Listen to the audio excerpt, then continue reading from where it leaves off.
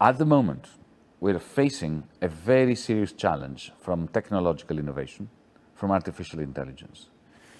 When robots and artificial intelligence empowered machines, more generally, pass the so-called Turing test, that is, we reach a stage where you pick up the phone, you call your bank, you call a restaurant to order takeaway, and you cannot distinguish from the voice that you hear on the phone whether this is a machine speaking to you or a human being, because they sound similar and they do the same job, talking to you. Then suddenly you can imagine the impact this is going to have on employment throughout capitalism. In the 1970s and 80s, we had a shift of employment from industry to the service sector, to banks, to supermarkets, to restaurants. Yeah? The moment machines overcome the Turing test, pass it, you're going to have, for the first time in the history of capitalism, technology destroying a lot more jobs than it is creating. So you're going to have a massive reduction in aggregate demand. This is going to create more deflationary forces. Income will become even more concentrated in the hands of those who own the machines. But even they will suffer in the long term because the demand will not be there for the product of their machines. So this is something we really need to think very carefully about. It is clear that the returns, the money earned by the machines must be spread out.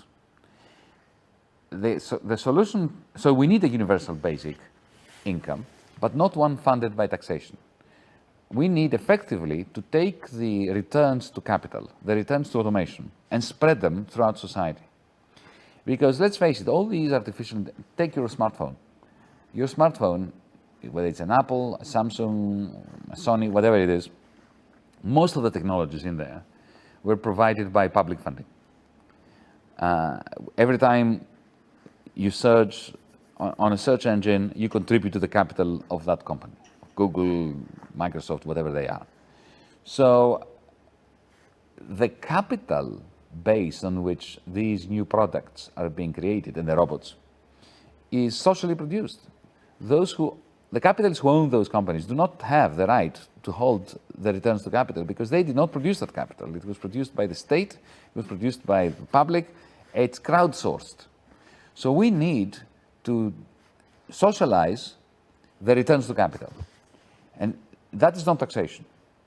Effectively, what we're saying is a part of the rights, the property rights, to the returns of capital, or the property rights over a segment of the returns to capital, must be flowing into a social fund, a social welfare fund, or wealth fund, from which everybody gets paid a dividend, as if we are shareholders, because we are shareholders in artificial intelligence. We should be shareholders.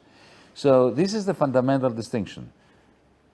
Fund a universal basic dividend, but not from taxation, but from the returns of capital, and that's DiEM25's position.